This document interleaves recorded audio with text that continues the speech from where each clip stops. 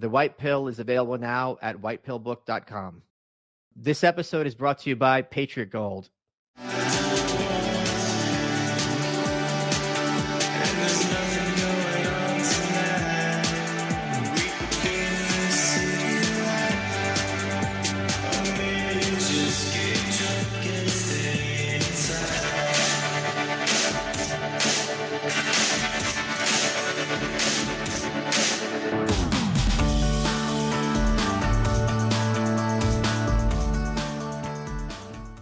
Good afternoon, Michael Malice here. Let that be your welcome for the next hour. Guys, Roseanne is here. I'm absolutely beside myself. How do you do, fellow Texan? I'm doing real good. Happy to be on your show. It's nice to see you again.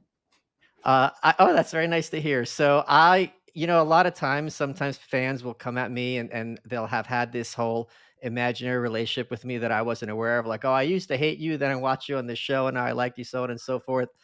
I have to tell you, meeting you, I was at Joe's Club opening night backstage. She had invited me. I had done a show during the day, and I was very aware that respect people's space, because I was the only one in that room who wasn't a comedian. It was you and Tim Dillon and Tony Hinchcliffe and Ron White and David Lucas and Joe, of course. And I don't really often get starstruck, but like when you were there, because having grown up with your show and you've been such like an icon for so long, I was like, holy crap, like don't say anything to upset this woman, or like, but you were so nice. Yeah, I try to be nice. That's what, they knew I was nice, and that's why I got taken advantage of so many times. But the really weird thing is, I'm nice till a certain point, and then you better look out. Well, You know? I asked Tony Hinchcliffe, I'm like, can I talk to her? And he's like, no, she's really, really nice. Just, don't be annoying. And I don't know how not to be annoying, but I guess I did my best. So, You were not annoying at all. I enjoyed our conversation. I got to tell you were wrong and instruct you, which is my favorite thing to do on earth. It was great. well, one of my favorite things is actually getting you to laugh, which I just recently was doing my Roseanne research. You laughing wasn't part of the original pilot theme song. They added that in later. Yeah, I made them because, they did. I don't know why they even hired me. When I look back, I'm like, they couldn't tell me the difference between me and some other cow that talked. That's how they thought of me. And you should have seen the pilot, the way they wrote it for me after I sat there and crafted this show. The guy went away with all these notes and came back, and it was abhorrent. Oh my God. And so I had to pick it apart and rewrite almost every page myself, not getting paid, of course. Women never get paid that do all the work in Hollywood.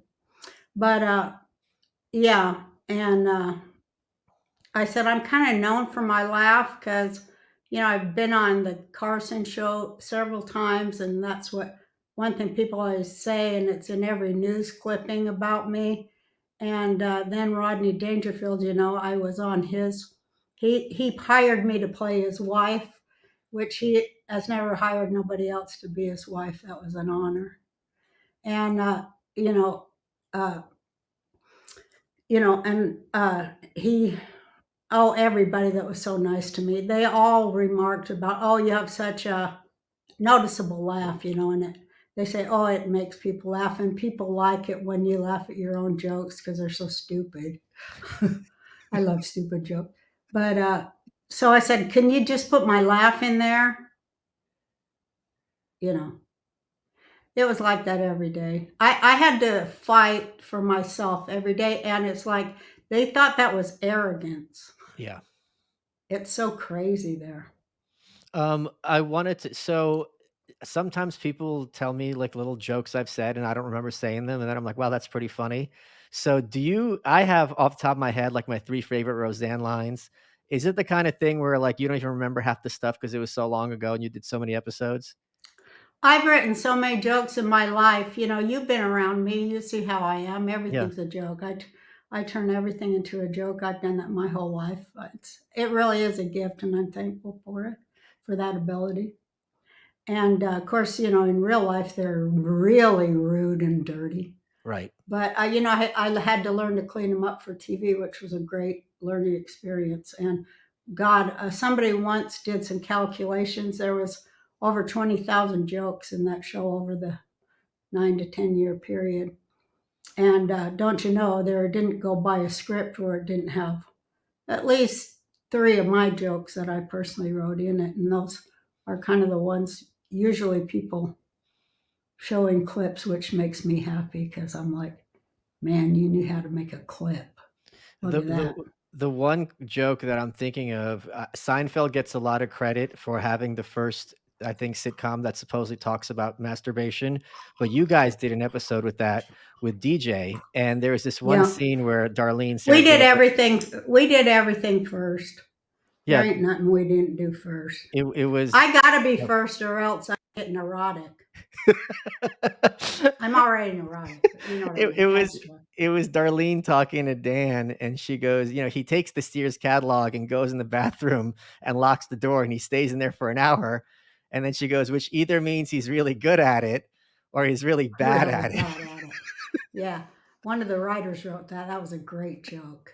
That was worth that writer's money. So one of I the wish I knew their name, but I can't remember nothing. the chemistry you had with John Goodman was obviously a key part of that show. What was your relationship like off camera, and what is it like now, if any? Well, there's no relationship at all now, Oh, which is, I had to heal from that. That was yeah. sad that it would be like, oh, well, I'm going to trade in 10 years of deep friendship where I mean, he held my head while I vomited over it. And, I trusted him, and it just doesn't make any sense what happened. But it did happen, and, I moved on. What was the last time that's really, so did they all throw you under the bus? Yeah, they No, split my salary amongst them. and not one of them was like, "Hey, I know this woman. I've known her for many years. This is her just being kind of wacky," and not at all what you were impugning motives on her? John Goodman made a statement 3 months after where he Wow. kind of said that. Okay. That must have been awful. But it seemed like they had, when I watched them on news and stuff, it seemed like they'd been threatened not to say anything. Well, they surely must have been, right? I mean, they're not stupid, and you know how the system works. I mean, if you stay, whenever you get out of line, like they did that to what's her name? Who was the first Me Too girl with the one with the shaved head? Rose McGowan. Rose McGowan. Like when Rose McGowan was the first Me Too person, but then when she started getting off script, they completely vanished her and they cast Alyssa Milano. And out of nowhere, Alyssa Milano, who is never the victim of Harvey Weinstein, she's the face of Me Too because she's going to play ball and she'll say what they want her to say. Well, she'll read the script. Yeah. I just want to say, Rose McGowan, you know, uh, I love you, and you are one hell of a brave. You are what I call one big boss, brave bitch like me, and you own your own soul, your own integrity, your own authenticity, which gives you a voice which is beautiful. I love to hear your interviews. You're so well spoken. You're extremely poetic, and you're you make me proud because you're the kind of girl, woman that grew up that occasionally, well, a lot of times they do come up to me and say, you were my second mom, or sometimes you were my mom. And a lot of them present like Rose strong, valiant, and unbreakable. And I hope I had some part in that because I did try to do that for girls and women Is it and boys and men, blah, blah, but primarily out of my own self thing of knowing how I suffered as a child, as a girl child. And all that rot. What were you like as a kid? Were you like the class clown? Were you, like, always wisecracking in school? No, Really? I was a jerk or whatever you would call them, a reject. I always peed my pants every day at school. Why? Because you couldn't help it? Yeah, I couldn't help it. Okay. And I don't know, I just have, if I'm going to be real honest, I had a lot of, I have a lot of trouble with time. Like a lot of people who have my same um, form of PTSD or whatever the hell they're calling it now, dissociation. And, I just black out and wake up and I'd pee. School was such a fucking bore. It's a wonder I didn't sleep for 8 solid hours. Some of me did, but I was always somewhere else. I was the girl that was peeing her pants, looking out the window, kind of laughing to herself. And then, I made myself laugh all the time. Oh, everything the teacher said in my head was like, yeah, just like your. And then, everybody was a joke. Everything I turned it into a joke. And, I just was a joke writer. I had a good friend of mine. She was getting some cantaloupe or something on Avenue A, and she picks it up, and it was like she's like $5 for cantaloupe, and then she realizes she had said it out loud, and then she says even louder, "Fine, let them think I'm crazy. I don't care." I love that. Yeah, that's like me. And That sounds like everyone a just heard the sister. second part. Yeah, you forget.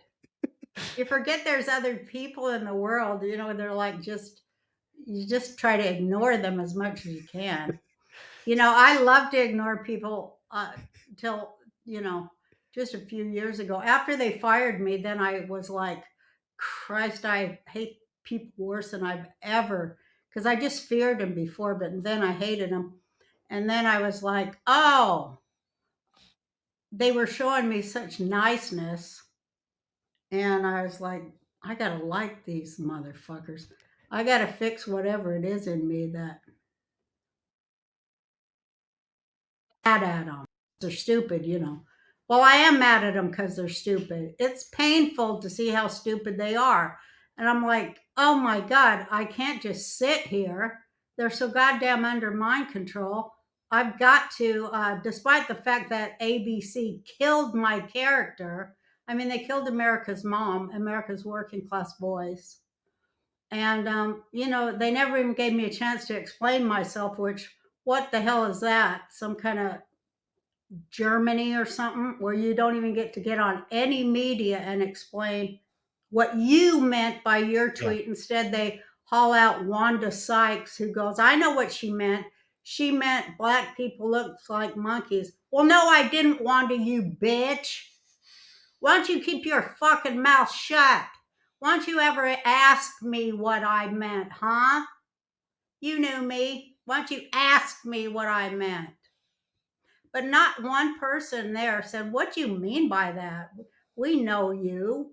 You didn't mean black people are equals apes. But they are so fucking racist in Hollywood that whenever they hear the word ape, they think of a black person. I'm not kidding. And so they invented all that shit. But I'm like, I can't even explain it really because everyone's so fucking stupid and dumbed down and illiterate. They won't even know what I'm talking about. And so, I just prayed about it a lot. And I'm like, when am I going to be able to explain? Because I have a lot of black fans and I don't want them thinking I said that. Of course. Of course. And anyways, the tweet was to the black community, for Christ's sakes. And I waited and waited till anybody would have any intellectual references that I could explain myself, and it hasn't. Nobody's woke up to that. They're so unwoke. They're the fucking invasion of the unwoke. That's what they are. They're not woke at all. They ain't woke to shit. Folks, if you've been on the fence about buying gold and silver, have you seen what's going on around us? The Silicon Valley Bank collapse, the government bailing them out with our taxpayer money, possibly Xi Jinping's meeting with Putin in Russia. And behind the scenes, while we're not paying attention, MasterCard, Citigroup, all those big global banking giants, they're starting a digital dollar pilot or Biden bucks, which Biden has fast tracked this development. What does that mean? It means that the Fed can monitor every transaction and devalue purchasing power even more. The corporate press wants you to watch Biden give away money to Ukraine. Even Republican presidential hopefuls are singing that same tune as they announce their bid for 2024. You know where else they have digital money? China. Yes, seriously. China's digital currency helps the CCP punish or coerce citizens with social credit systems. If a citizen commits a minor infraction, you can be blacklisted from traveling, going to restaurants, renting a home, or even having insurance. You don't think that could happen here? Look what happened during COVID. Digital is currently a major step in expanding digital authoritarianism. Meanwhile, according to Bloomberg, the world is in the midst of a macroeconomic reset, but the shining star is gold. The Wall Street Journal has stated that gold prices may be headed for record highs this year. So call the proud Americans of the Patriot Gold Group today before it's too late and mention my name. That's Michael Malice. You'll always get best in class service from Patriots protecting Patriots. Patriot Gold Group has the no fee for life IRA, where your IRA or 401k can be in physical gold or silver. You may be eligible for the no fee for life IRA and qualifying rollovers. All you got to do is call 888-505-9845 to get a free investor guide, or just go to malicegold.com. Patriot Gold Group is Consumer Affairs' top-rated gold IRA dealer 6 years in a row. So call 888-505-9845 or just go to malicegold.com. You guys know that one of the surest paths toward oppression is to give up your guns or to not have one when you need it, which is why I want to talk about a big mistake people make with their holsters. The mistake is they get one that's so uncomfortable, you stop using it, meaning your quest to defend yourself and your family fails at the start. That's why Vanish, VNSH holster is quickly becoming one of the most popular holsters in America.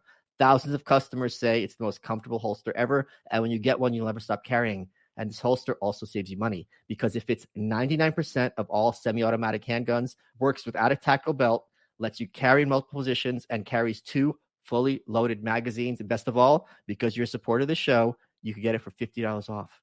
Go to vnsh.com/malice to activate your discount today. Normally it's $130. You'll get it as a steal as a You're Welcome listener. Go to vnsh.com/malice today to claim your $50 discount and protect yourself and your family.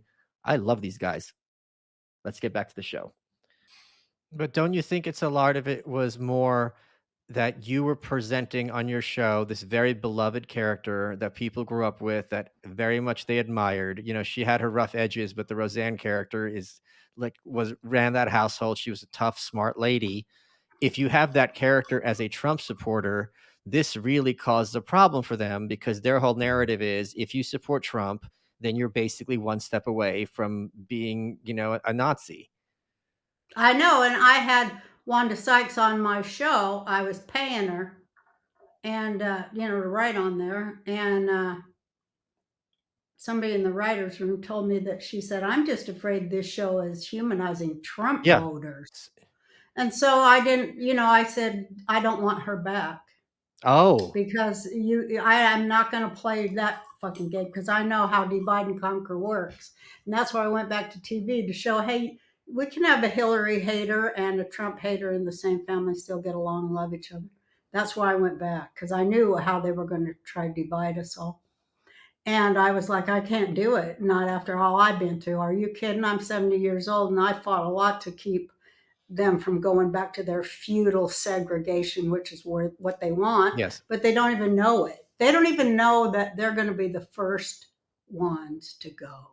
And that's the plan of the left, how they do it in every government that they overthrow. You and me, Michael, we are not left or right. That's what people don't understand. We're something else. We're thinkers. We don't read off scripts and we don't believe what everybody else believes just because they're the majority or Right. hold power. We do our own thinking. Well, they hate that. Yeah. Especially the Democrats hate that. They hated it in Trump. They hated in Trump voters. They hate it in their own party. They hate it from women, most of all, I think. That's how I boil it down. Who speak on behalf of women's rights. They don't like that. They're right now, anyway, I'll go into that Well, no, later or another it's time. interesting you say that. But I just wanted to finish the thought because I know I ramble all over the place. My son says I should tell that story when I didn't ramble. But anyway, now I forget what I was even talking about. Sorry. You're talking about Oh one of the yeah, my sites. tweet, Yeah. because they've set these kids up, this whole generation of children. And I see how they've done it. They use mind control programming through the media on their fake news shows, and then their fake other shit, their fake reality. All of it's fake. I did 2 reality shows, and I'm like, when do I get to be me? I thought it was fucking reality. What are you telling me? This ain't reality. They're like, nobody wants to see the real you. I'm funny. But anyway, I don't know what I'm even talking about. Oh, my tweet. My tweet was to explain to kids I really love who are leaning to the left, because I used to be, and I was very much a part of all that leftist narrative uh, pre 2020 that was out there. I probably wrote it, or some of my writers wrote it. And I had it on TV and all that leftist uh, quasi socialist, but it was American socialism to me. It wasn't commie socialism. It was about building roads and infrastructure, which is, of course, socialism, when the people's tax money goes to serving the people. But they've so made that word not even mean anything. So it's like now if you say, a socialist program, like I say, Space Force is the greatest socialist program since FDR. And it is, but you can't say that because they don't even know that the police are a socialist thing. The army is socialist. Well, you're The fire department is, that means the taxpayers are paying for it. well, And it goes to the benefit of those communities who pay the tax. It doesn't go to the Ukraine. right. This shit, I don't even know what they call this shit, but these kids don't know. And they're so heavily under mind control, they just shove a script under their nose. They don't think at all. They can't form a cohesive thought or hold two disparate ideas in their mind at the very same time. That they've done it on purpose. They did it through trauma programming. And that's how they've done our whole society with trauma over and over since, uh, the early part of the century, over and over. And it keeps us divided. And it's our division inside that allows us to divide from other people who maybe don't look just like us, even though they're our neighbors. And then they engineered a crash so that our neighbors lost their houses. I mean, all that they've done to us, and then bring in, their shots, their death shots, and their sterilization, and now they're just targeting the kids. And I just like, my tweet was to warn about that. My tweet was about, because to me, if you watch that movie Planet of the Apes, it's all what's happening right now. Whenever the leftists, the fake left, come in and they start some ruckus revolution that they got going, where they have terrorists and shit in the street doing bad things, burning cities down and all that, what happens, because they work together, is the country moves farther to the right. Yeah, as a reaction. That's what happens because they work together. So that's going to happen because you pushed it too far, like you always do, and you're paid to push it too far. But then you don't even know. You're the first ones that's going Yeah. to go. You're going to be drafted. You're Oh, going to go get arrested. And Planet of the Apes was about, a militarized police force that arrests all dissenters. They don't even think that human beings can speak, nor do they think they should be allowed to speak in that movie. And I think that's what's going to happen, a big crackdown. And when Google sent the pictures of all these kids who've been protesting and told, that uh, they've had their self-righteous indignation gene tickled. So that's all they got is self-righteous indignation. Certainly they have no self-reflection. Right. That's been removed. But then they can get mad at somebody, and call them, names to dehumanize them by their race.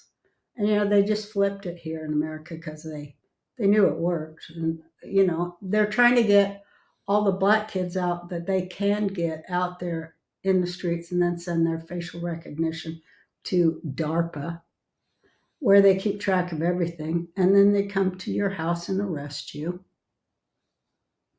And that's what it's all about, stoop. Could you wake up? It's all about getting your picture on video, sending it in, so they know where you live, they know who you are, and they're going to arrest you, and then probably either put you in prison or send you to fight in their, God forbid, war they got over there in the Ukraine, which, can you believe Lindsey Graham? Yeah. What did you think of that? I think Lindsey Graham is a very sad individual, for reasons which I think you probably know. And I think when you have completely sold your soul for the sake of power, and you have to live kind of a phony life, and half the time he's kowtowing to people he has contempt for. He doesn't like MAGA people. Um, you can't sleep at night easy. I don't know that I'd be able to go to bed and be like, I did a good job today. I think I think there's got to be a lot of self-loathing in him. I think that, they got stuff on him and Oh he yeah, has to do it. yeah, that's a good And point. he's trying to perform he's trying to get the Emmy. Yeah, as best he can. You're one of the I think you might be the only person, at least certainly my knowledge, who has at various times been canceled by both the left and the right. Oh, So yeah. when this Two so jihads. there's this expression in recovery that I think is excellent, which is, if it's hysterical, it's historical, and that our past traumas, when something somewhat innocuous happens, our past traumas kind of relive, and things get out of proportion. But in both these cases, these weren't minor situations with the national anthem and then with your tweet, and getting the show taken from you. But did that kind of And take the you back? dressing up like Hitler turned all the Jews against me. Oh, well, that who cares? Because if they can't understand that joke, then they're not really Jews to begin with. I mean, in my opinion, because every Jew I know has a bunch of Holocaust jokes at the back pocket. And I could tell you that number is 6 million, but we know that's a lie. Um, was there this kind of I like your line about, all these people that say the Holocaust didn't happen, but it should. Well, that was in my book, The New Right, when I was talking to like these neo Nazis, and I was at Charlottesville, and I'd never met Holocaust deniers before. And you've got the dumb ones and you've got the smarter ones. And the smarter ones are like, yeah, it happened, but the numbers are exaggerated. I'm like, wait, you're saying it was only hundreds of thousands of people and you're just fine with this? Like, that does not seem to be much of a good stance to plant your flag, so to speak. But I uh, really think I got fired because I was a Jew. you think so? Why? Oh, How's yeah, that? because I know it. Please break that down. Hmm? Please break that down. Because I said, when they asked me to come back, they said, we want you to be very careful with your Twitter. Okay. And I said, I will always stick up for, my people. I'm never going to stop doing that. So don't hire me then, because I'm never Oh, going to stop. I'm never going to stop speaking up for, the Jewish people who are like me and like you. And they said, okay. And was to defend, to show that same machinery happening in Iran, yeah, and prior to that, as you know, in the fake Egyptian Spring that they took over, and it was happening in Israel too, because the Obama administration, the same person that I reference in my tweet, they were over there effing with the Israeli elections too. You know that. yeah. And they had no problem at on Iran public television every day. They get on there and go, we have to drive the demonic Jews, the satanic of the devil Jews into the sea and kill every one of them and their state every day. Like, hey, here's some bread, kids. MACDONA, or whatever McDonald's thing. Just like it was every day. And that infuriated me because what the fuck? Who do you think you are? You know what I mean? Yeah, of course. Especially because I grew up with Holocaust survivors, a whole building full of them. And like you, I do come from the Ukraine, Kiev, uh, and Lithuania, my parentage, and also with origins in North Africa. So it just pisses me off how they lie, lie, lie, lie, lie, lie, lie. And I was just so pissed that they were just lying to these kids, like telling them it's good to break the law and put yourself at risk and put yourself on camera, robbing stores and shit. You're showing them. You're showing those oppressors. Well, you're ruining their lives. And they're getting paid too because you know their foundations. That's who they pay these kids. God damn, I hate billionaires. They're a bunch of evil bastards. They could fix this whole world today if they wanted to. But you know what? They're under the blackmail too. I figured it out. But I want to say this prayer for Lindsey Graham because he might be able to hear me. I just had a feeling, got that feeling to do it. It's like, Lindsey, you're an old man, and something in you wants to do what's right. I seen it on TV for myself. And may that part grow and grow and grow, and may God breathe life on it, and may it grow like a tree through your brain and your whole body, and may you cease doing evil things and start doing good things right away, and just make up your mind that that's what you're going to do, because you're in a great position to do it. So snap out of it. Amen. Amen.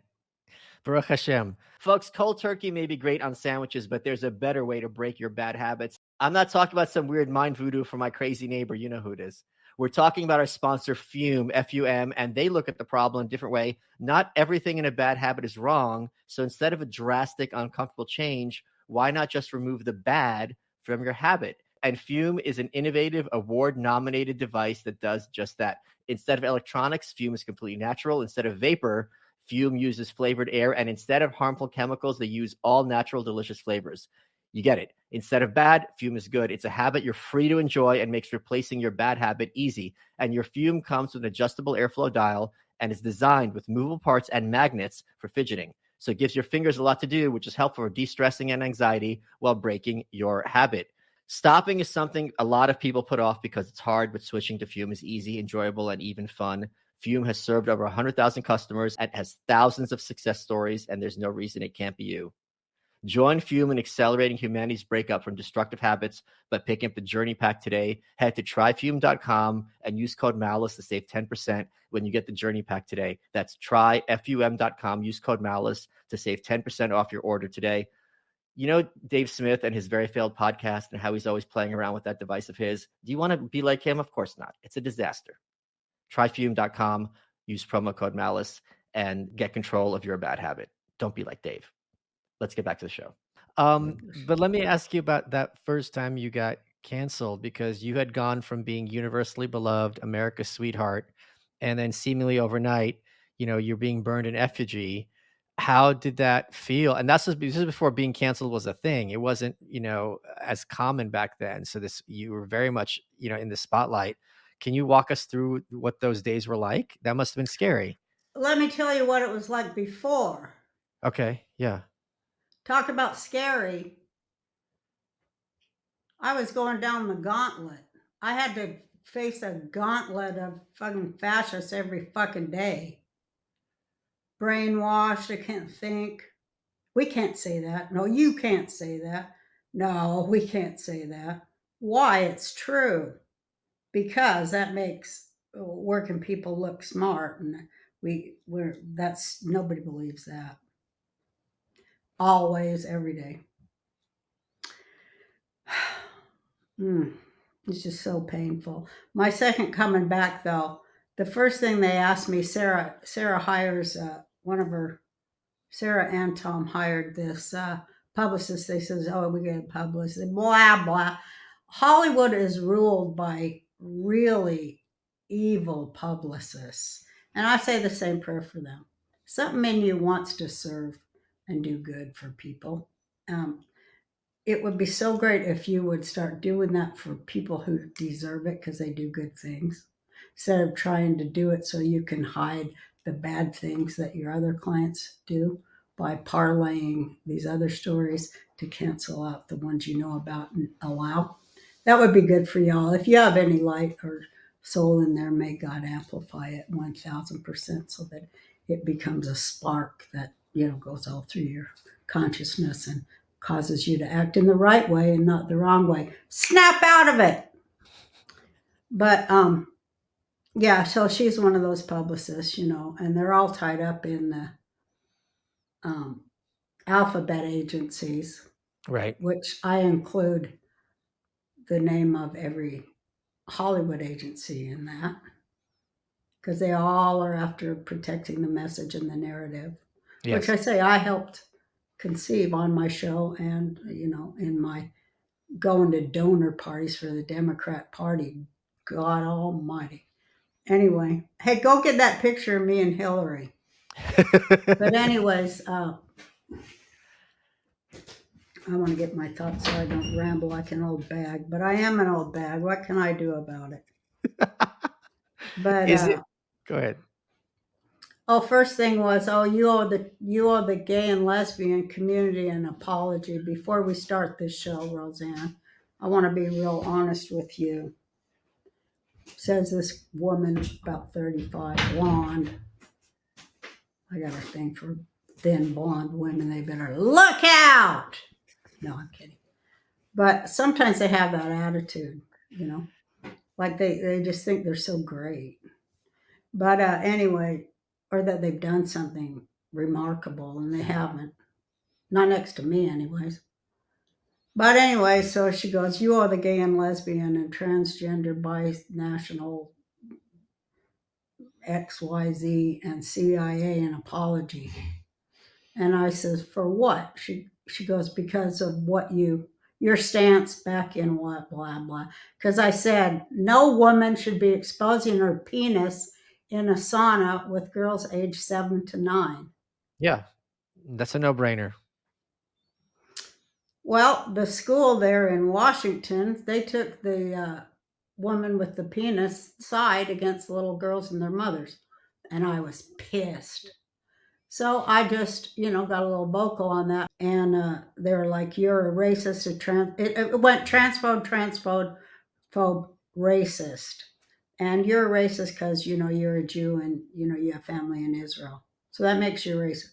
So that's the first time, and that happened in 2014.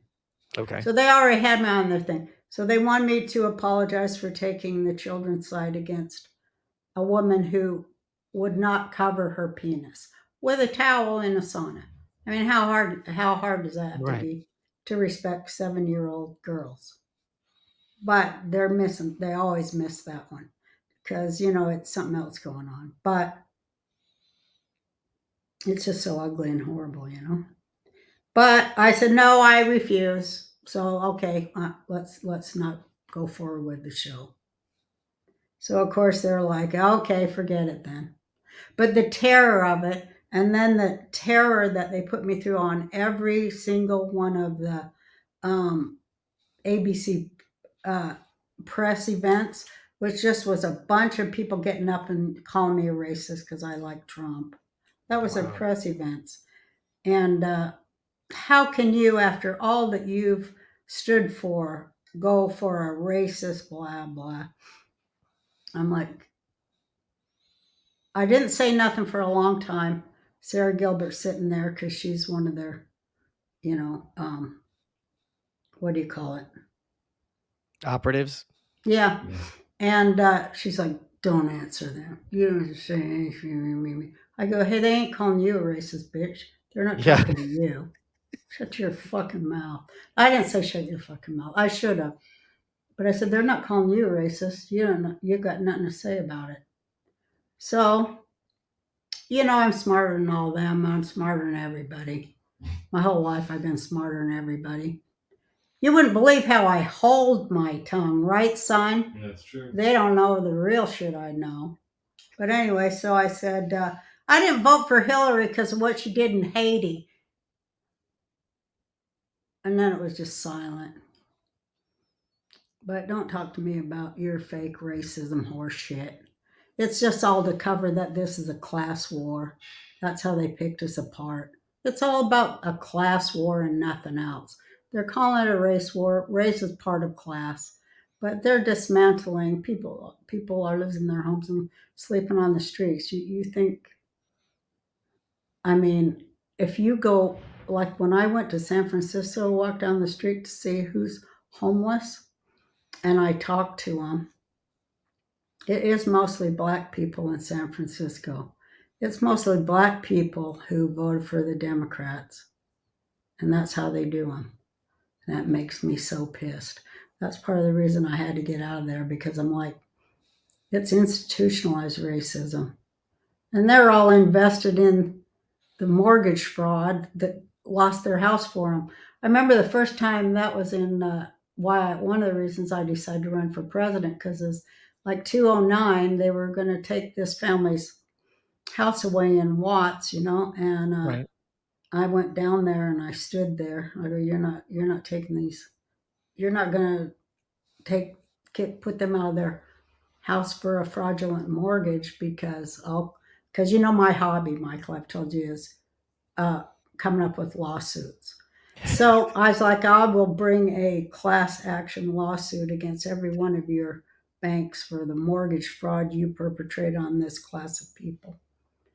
And don't think I won't because I got the money to do it too. And so then the next day in the LA Times, it goes, everyone's too afraid of Roseanne. I got to find that clipping to take these people's house. But yeah, I saw what they were doing way back when. I saw what they were going to do way back, way back. They're just shameless, like they did the old people. They okay, well, let's get rid of the ones on Social Security, put them in the rest homes. I mean, that's all full on genocide of human beings. Nobody will even acknowledge that, but I guess they're going to have to sooner or later. Not Mass necessarily. sterilization, mass murder, and they've been doing it all over the place. They just brought it home to do to us, but they've been doing it kind of to us all along, like stuff they've done to prisoners, stuff Oh they've yeah. done to Native people on the reservations. I mean, Americans don't have the foggiest idea, and Well, mostly under, it isn't even Democrat and Republican. It's just these. I guess you would call them globalists. Is that the word for it? Is it yes. Satanists? I don't know what they're kind of the same thing, aren't they? They don't There's give a good goddamn for human life. it's like when the conservatives were defending what was being done to the prisoners at Gitmo. And it's like, yeah, in your head, you're going to say they're only going to do this for terrorists. Not that everyone in Gitmo was convicted, but like there is a huge percentage of this population that will tell you and will swear to it under oath that if you are an NRA member, you are a terrorist. So, Absolutely. so if your logic is this is only going to happen to terrorists, just wait until you get called a terrorist for not taking the vaccine. So if your argument is this should only apply to terrorists, give it 5 years and see what happens to you. Well, they're calling Trump voters terrorists now, white Yes. Trump voters, because they're so afraid of black Trump voters. They don't even conceive of that possibility. They think they can call them all names and they'll back down. But we know, um, that Trump won black. He won big and he won black. And that's the horror that they live with that might get out. But it's true, especially in Georgia, and they know Right. it. And because people want to have a nice life, they don't want to be at war all the time. They don't want to live. They want good schools and a nice place to live. All Americans, nice jobs, nice homes, nice schools, good medical care, freedom. Hello, Wait, wake up. let me ask this. So the difference between when the first time you were canceled, you had a lot Oh of yeah. So then it was every day. Then in the room with writers who every joke is about Trump. Like late night TV, sitting in a right. room with them kind of writers. Jesus Christ. It was hard. It was so hard, but I was like, America needs to see that we can. I don't like segregation. Okay. Hello, MLK and all that stuff. That meant something to a large amount of people that we would be one nation, indivisible, with liberty and justice for all. That meant a lot to a lot of people for a lot of years, and still does, I think. They try to make us forget it. They're trying to do a big mind wipe and a switch, where they do that hourglass flip. Yep. That's what they're trying to do. That's the mind control we're under right now. And it seems unbreakable, doesn't it? No, I think it's when you have some when the narrative does 180 so often, you don't have to have particular insight to realize, wait a minute, something's not adding up. I may not know the truth, but I do know that this is some sort of manipulation. But then I think they're telling us the truth, Michael, but they just what they do because, my point of view. I don't know if you know my point of view. I think it's a pedo state all over the world. I think it's a pedophile programming run by a pedo state. And I call it a pedo Ponzi pirate pyramid. And that is what it is to me. And it's all about the return of pharaonic feudalism, where we're the subjects of royals and pharaohs and pontiffs and the royals, the blue bloods, and the rest of us, we ain't shit. Well, we could buy our way into nobility like they always do too, but a lot of people just are not that into Babylonian child cult sacrifices anymore. It's kind of we're past it. We want to think new ways. We ain't into it. We're bored by it. We're way We past it. Um, huh? I I'm sorry. I got another question I wanted to ask you. When all this went down, was it hard to see how few people had your back after all this time?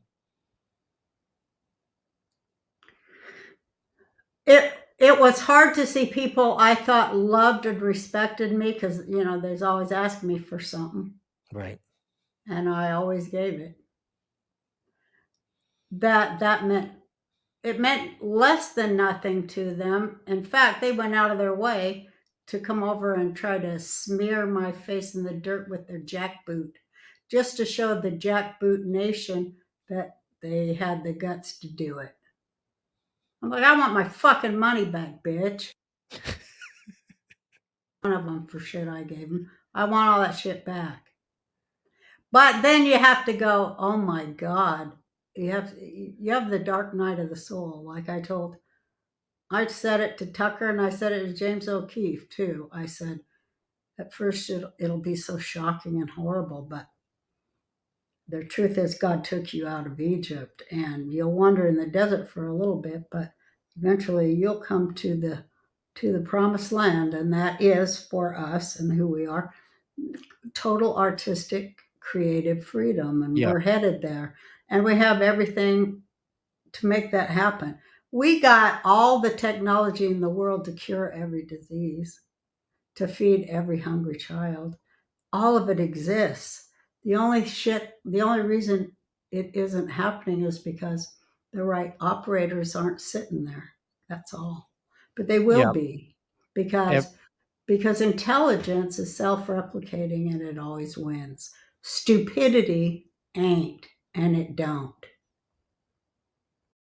You're Welcome with Michael Malice is brought to you by Progressive Insurance. Folks, most of you listening right now are probably multitasking. Yep, you're listening to me talk, but you're also driving, cleaning, exercising, maybe even grocery shopping. But if you're not in some kind of moving vehicle, there's something else you could be doing right now, which is getting an auto quote from Progressive Insurance. It's easy and you can save money by doing it right from your phone. Drivers who save by switching to Progressive save nearly $700 on average, and auto customers qualify for an average of 7 discounts. Discounts for having multiple vehicles on your policy, being a homeowner, and more. So just like your favorite podcast, Progressive will be with you 24/7, 365 days a year, so you're protected no matter what. Multitask right now. Quote your car insurance at Progressive.com to join the over 29 million drivers who trust Progressive. Progressive Casualty Insurance Company and affiliates. National average 12-month savings of $698 by new customers surveyed who saved with Progressive between June 2021 and May 2022. Potential savings will vary. Discounts not available in all states and situations. Let's get back to the show. You are going to be launching your new podcast soon. Are you? I was talking about this with your son Jake, who's a real hoot. He is a What? hoot. We have a lot of fun. He's a hoot and a half. Wake up. What made you decide to go down that road after, you've conquered pretty much every medium in the past? I just want to talk to people. I want them to know what's happening. I want them to know the stuff because I read a lot, I read for 20 years when I wasn't working. There's just a lot of bad intent coming for our kids, and they don't care about them kids, but I do because I raised half of them, for crying out loud, and now I must command them. What? They deserve better than what they're getting. And defending the media. And yes, I want to do my podcast because my goal is that we defund the media because they're getting our tax dollars to lie to our ass and set us up for death. Fuckers. What made you come out here to Texas?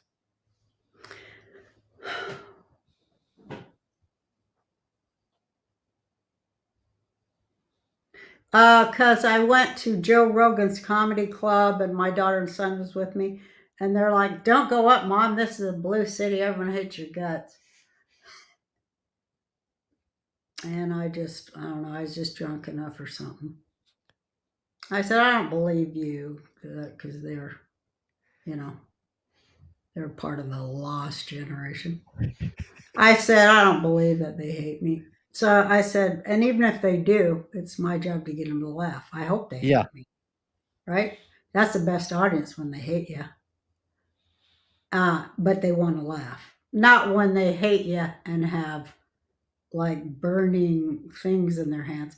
When they're in a comedy club. Right. And they think they don't like you. So I went up there and, it was just a dream come true. And I was just putting it out there and it was just great. And I said, this is a rebirth of stand-up comedy. I thought they had killed it too. But it was people who want to think and they want to be offended so they can think about it and laugh at it. They don't have any fear. They want to hear comedy. Yeah. That's what it takes. You can't go to there's no woke comics, nor is there any woke comedy. So I knew they wasn't woke and they were just great. And I thought I'm going to move down there and do a special and an album and hone what I'm good at that I forgot about for a long time while I was just writing jokes on TV, which I loved. But stand-up comedy and like jokes with somebody in the audience, just what I'm writing on stage, this is the greatest feeling ever. The audience may not agree. But I just go on stage and write. And I used to ask older comics, when does that come? Because I got to stick to my act, and I could do a few ad libs, especially if there's a heckler or something. I can do crowd work and all that. But I said, when does the total artistic freedom, when does that come? And most of my idols, they say that takes 30 years, takes 30 years to create a good comic like that. Well, mine's about 35, 36 years, and I felt myself doing it on stage there because I didn't have any written material when I went on. And I was doing it and I was feeling it. And it was just coming through me, and it was perfect when I said it. I just love that. And I thought, well, I want to be around that. So I came down here. And yesterday became an official Texan because I shot a 6 point buck axis deer. That's awesome. Yeah, cleaned it, gutted it, all that stuff, Did you really? and You gutted yeah, it? mm-hmm. Oh gosh. Okay. That And seems I pretty trace. took it to get its head mounted on my office wall in here, and then I'm gonna start to making sausage. Boy, they should never have told me that axis deer was kosher. It Once I is? heard that, look out! Oh hell Wait, yeah! wait, hold on. It's kosher if you kill it a certain way, not if you shoot it. I don't give a damn. The meat is delicious. You're right. It's I'm a trafe. rabbi. I told you It I'm a rabbi. Yeah, but it's trafe. I'm not a good one. It isn't Trafe. I bled him out. I bled every blood out of that son of a Oh, gun. okay. If you He's kill all blooded and salted, and I said the prayer over him myself. Okay. I don't need you and your bunch of Philistines coming after me, buddy boy. Wake up. Yeah, you can do Um, whatever you want as long as you're doing the right thing and I don't your intent is pure. That matters more than any other thing. Just because yeah. you're saying a bunch of crap everybody else is saying doesn't mean you know anything about God. Well, Uh, hold on, let me ask this, because I just watched your first appearance on Carson, this week. This was just, like, a lifetime ago, and to go yeah, it from was. Boy, you sure love talking about the past. well, I how often do I get to talk to someone who is so universally known and can speak But on look that? how good I look. Why don't you talk about that? Well, that's the first thing I said to you before we even Oh, okay, started. then. All right, roll the clip. We weren't recording, so there's 2 questions young lady, Oh, let me ask my questions. I ain't afraid of you all no more. right. I was so All scared to right. talk to you at first, and I'm not scared. Do you know what it was? I realized I was talking to Blair, and I said, What? whenever I have an emotion, and this is just used for anyone, where you have this unusual emotion, sit down and ask yourself, why am I feeling this way? Right? And what I realized while I was talking to you, I'm like, this broad's made me feel insecure, and I hadn't felt insecure for like 10 or 15 years. I forgot what that feeling was like. Um, Why did I make you feel insecure? Because you're Roseanne, and it's just Oh, like, I was on eggshells around you at first was because it I my feel charisma or it's my everything. It's that I oh, grew up with your show, it's that I have a lot of respect for your career, I have a lot of admiration for how you just speak your mind all the time, how you're always when off camera, you're still on and always cracking jokes, like, you have to respect and respecting your elders is a thing, I think that people would behoove them to have more of, don't you think? right? They better start respecting their elders, specifically me, because I'm the only one out there telling them what in the hell's going to happen to them. They're Yeah. so goddamn locked up in all this bullshit on their phone constantly, no conscious, uh, they don't even notice nature. Hello? You're a metaphor for nature. Hello? It's just sickening to me. And it has fallen to me to have to be the one to raise their kids for them because, to have to go over there in the grocery store and slap their damn kids for them because they're on their phone. They're not noticing the kids shoving their fingers through the hot dog buns. They don't even notice. So I have to be the one to go over there and slap these kids. I don't know how to tell you this, but I'm in HEB and Roseanne Barr just slapped our daughter, and I don't know what to do about it. I tell the kid, go over there and tell your mom I slapped you because you was sticking your fingers in the buns. So they go over, that lady slapped me, and then she'll go, are you Roseanne? I go, yes, I am, and I didn't slap your child hard. I gave him a pat on account of he's sticking his damn fingers in the hot dog buns, and I'm trying to buy brioche hot dog buns if you don't mind. You better watch your kid, because if you didn't see him do that, somebody's going to come up in here and steal him. I'm telling you, they're selling kids. They're getting 2-for-1 prices nowadays. Well, okay, so the 2 questions I had, one is, what you talked about this meme that I mentioned when I was on Rogan, which is, if you went back to the '90s and told me we'd live in a time where Roseanne Barr is hotter than Madonna, I wouldn't believe you. What's it like being more beautiful at age 70 as a senior citizen than when you were, like, in your 20s? Well, I have to say I'm quite taken with myself. But like I told you earlier, I do think I'm 70, and I love my able to show my style, what with my various things I like to do. And but the sad part is, now that I look this good, I got no sex drive whatsoever. So what the hell? I don't know. If I looked this good when I was, say, 30, now I was already married, say 20, I'll tell you what, I might have made something of myself. Well, let me ask this also. What's it like going from, like, you're a homemaker, then you're doing stand-up, you're on Carson a few times, that's kind of a big deal, but to go from that to having a #1 show, that must have felt like almost overnight. Like, how do you handle that transition from, like, I'm an anonymous person to everyone knows who I am now? Oh, that was a real mind fucker too. Yeah, That was, it wasn't what I thought it was going to be. It seemed the world got smaller and smaller and smaller. I thought when you got famous and rich and shit, it was going to get bigger and bigger and bigger, you know? But it does in some ways, like when you want to go to a restaurant and you want a good table. Oh my God, it's wonderful for that, you know, for cutting in line, that kind of deal. yeah, um, but the world just gets smaller and smaller and smaller with so many people that want at you. okay. And so then you have to hire handlers to keep them away. And then you never ever think that the handlers, once you hire one handler, they hire all their friends and their brothers-in-law and everybody they want on your payroll. And that's how it happens. And so you've got like kind of a uh, coven or something running your life that you ain't part of. You're just the cash cow over here. Okay.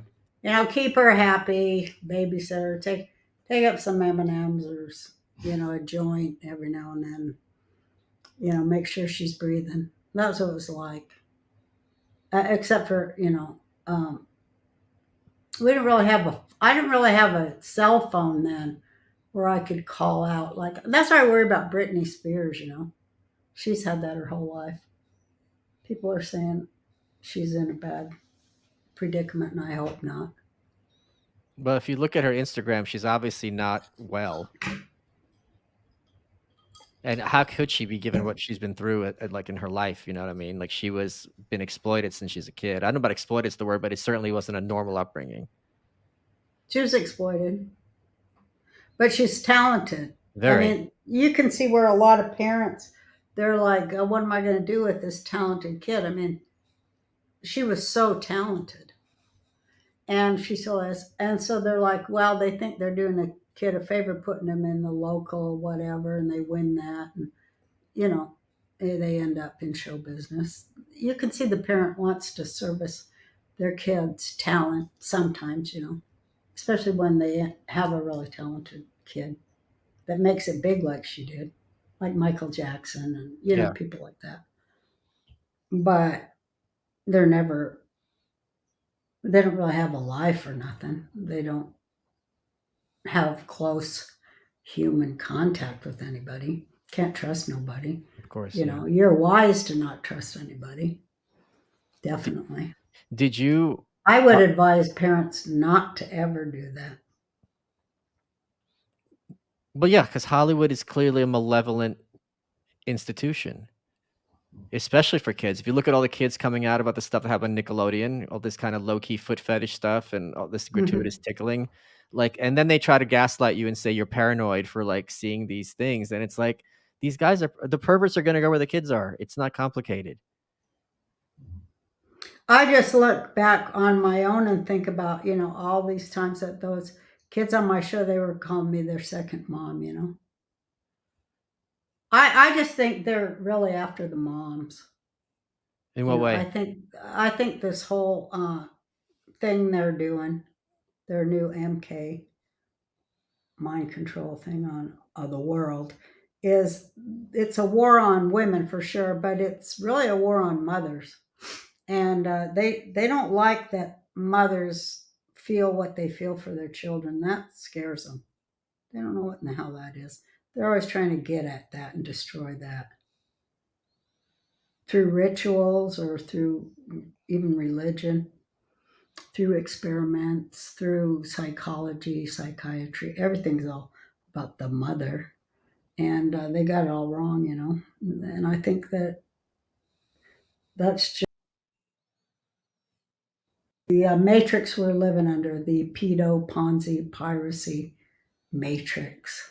After everything you've seen in your career and after 2016 and you were such a icon for so long, do you still consider yourself to be a feminist?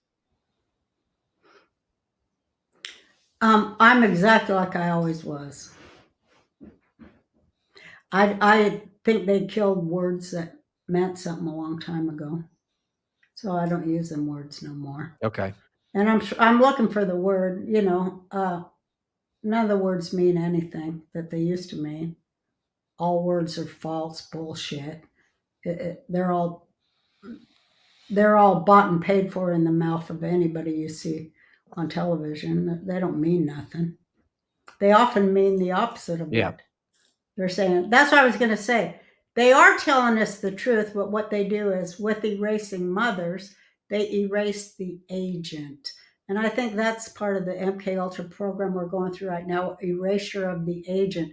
That's a very normal pedophile thing they do, where they erase themselves as the predator and make the kid think it's their fault. Oh, yeah. But that's exactly what they're employing, because they're telling us that our government, that there was an attempt to overthrow our government. That's what they tell us that January 6th was about, right? They tell us Trump attempted to overthrow our government. Okay, so there was an attempt to overthrow our government. And I think both sides can agree with that much of it. There was an attempt to overthrow our government. Let's erase the agent, or who they're telling us the agent is, Right. because it's all of them. There was an attempt to overthrow the United States Constitution and the United States government. Did it work or didn't it? That's a question you should be thinking. And if it was on January 6th, then how easy was that to do? Right, yeah. 3 guys, including a shaman, just walk into the fucking Capitol building open, unprotected, and, that's how they overthrew the government, if you're going to believe that one. Yeah, I And the remember. other one is that the government was overthrown with a fraudulent election, Right. which is why people were there January 6th to protest that, because they suspected or had proof or knew somebody that there was cheating going on all night long with trucks they saw going in. People saw things. Come on, man. So, which is it? The government was overthrown through a fraudulent election, or the government was overthrown by a bunch of FBI agents dressed as MAGA supporters on January 6th, who Pelosi was making a reality show out of. And did you see that one clip of Pelosi? She's on her phone and she's going, "Yes, I know, and I'm going to fight him if it takes." And her phone's black. The screen's black. It ain't even fucking on. I have Did not you seen see that. that clip? No. That's the best. He's not going to stay. If I have to drag him out of the White House myself, talking to her daughter who's filming. Well, the phone's black. It ain't even on. Her daughter's blocked me on Twitter, Christina Pelosi or Christine Pelosi. The worst The things shit have they happened. get away with, do they ever walk down the street and see all those homeless black people, women with children, men, veterans? Do they ever do that when they call Trump a racist? Have they ever done that? Because in red states where there's Trump voters, I never see any miles and miles Right. of tents with full of black homeless people in them. I don't. I've been all over the country. The best place is Alabama. You know why? Why? The churches take needy people in. Imagine that. Churches that actually get tax credit are helping the homeless. Imagine that. Wow. Hey, there's something that could happen. Wake up. Wake up. Churches shouldn't have $200 billion in profits. Yeah. You're supposed to help people with that. Mad. I don't know. Thanks for letting me come on your show and not smoke. That's why I'm mad, really. You could have smoked. No, they won't let me smoke because they're fascist. But you know what? I love everybody, really. I just wish they'd wake up before it's too late, and I'm afraid they won't. I don't So think I'm just everyone gonna is. have to. I don't think everyone's capable of being woken up. That's for damn sure, huh? Yeah. There's a lot of Ain't it people who are sad? not really. It's just that's their path. I hate when people say that's their path. What- oh yeah? What are you The gonna do kids, about it? the kids. I just don't think kids' path is one to jump off a cliff because everybody else is, but maybe it is. I don't know. We could They talk don't about want to that. hear from any old woman. I know that. They're always like, "Oh God, here she goes." I'm like, "You need to stop being a pussy. Do you understand me?" But there's a lot of people who can't stop. I think we could sit down and talk about this at length when you do your show, but I don't think that everyone can be saved. Yeah, you're right. We'll Roseanne, fuck them then. Roseanne, we're running out of time. What has been your Okay, I favorite love part? you. What has Huh? been your favorite part of this interview? Myself. I love to hear myself go on and on and on. I just love me. I'm intrigued by me. I love my sense of fashion, the way I've done my own hair and makeup for once. And that I've done it all without even one cigarette is just great. And you are a doll. And thanks for letting some old bag on here to rant. You are welcome.